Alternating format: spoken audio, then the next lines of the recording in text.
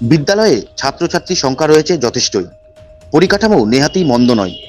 যদিও দীর্ঘদিন প্রায় এক যুগ ধরে বিদ্যালয় কর্তৃপক্ষের সামান্য অথচ মারাত্মক একটা উদাসীনতার শিকার হচ্ছে এত সংখ্যাদেহে একটা ভয়ঙ্কর আকার ধারণ করতে পারে তা বলাই বাহুল্য।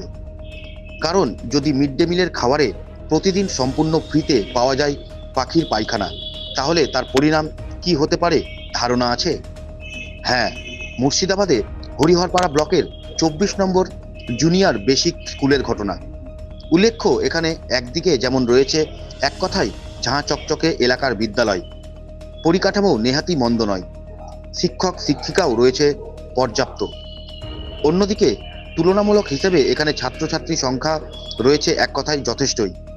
যদিও এখানে লক্ষণীয় বিষয় হলো বিগত প্রায় 12 বছর ধরে এই সমস্যার সম্মুখীন হচ্ছে এত সংখ্যক শিশু, অথচ সেই বিষয়ে কোনো হেলদোল নেই বিদ্যালয় কর্তৃপক্ষ থেকে শুরু করে অভিযোগ উঠেছে স্থানীয় গ্রাম পঞ্চায়েত ও হরিহরপাড়া ব্লক প্রশাসনের বিরুদ্ধেও।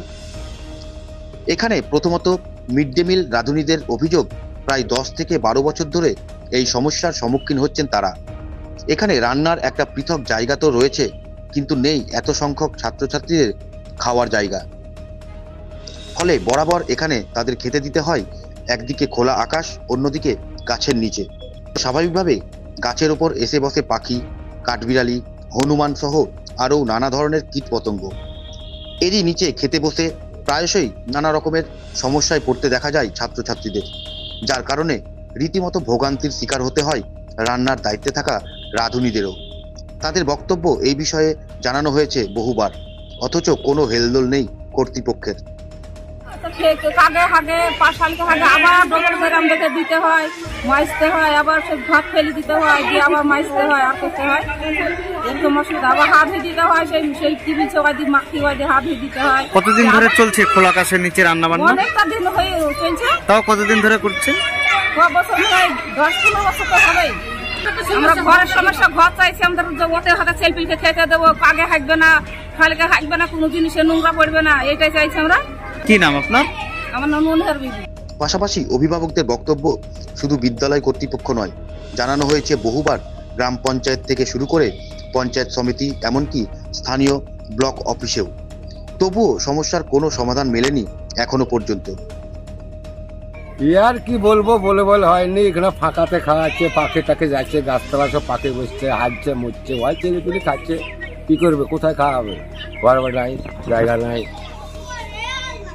আপনারা বলেছেন মাস্টার সব বলা হয়েছে, যেখানে এত ছাত্র সব খাচ্ছে দাচ্ছে, আপনার গাছালাতে সব পাখি বসছে, খাওয়া দাওয়া করতে, পাখিতে হাঁটছে, ওয়াইতে ধরেন জেড় ঝুড়ি খাচ্ছে। মাস্টারকে বলছে টাকা পয়সা নাই, তাই বলছে স্কুলে। কি চাইছেন আপনারা এখন? কি চাইবো, সরকারকে আবেদন করা হয়েছে, আর মাস্টারকে বলা হয়েছে যে ঘর বাড়ি একটা করে দিলে বাচ্চা খাওয়াটা ভালো হবে। এইটা জায়গা, হ্যাঁ, খাওয়ার জায়গাটা। আপনার নাম? আমার নাম মন্টু মন্ডল। এদিকে বিদ্যালয় কর্তৃপক্ষ তথা বর্তমানে দায়িত্বপ্রাপ্ত বিদ্যালয়ের প্রধান শিক্ষকের বক্তব্য, বিষয়টি তিনি জানিয়েছেন হরিহরপাড়া ব্লক অফিসে। তবে শেষ অবধি এই বিষয়ে কোনো অনুমোদন না পাওয়ায় এখনো পর্যন্ত কিছু সম্ভব হয়নি। মানে খোলা আকাশের নিচে মিড ডে মিলের খাওয়া দাওয়ার ব্যবস্থা, এখানে মিড ডে মিলের জন্য যে ডাইনিং সেট দেওয়া হয় প্রত্যেক স্কুলে, সেটা এই স্কুলে এখনও সাপ্লাই দেওয়া হয়নি। এর জন্য আমরা বলেছি, তো ওনারা আশ্বাস দিয়েছেন যে যখন অ্যালটমেন্ট হবে তখন দেব।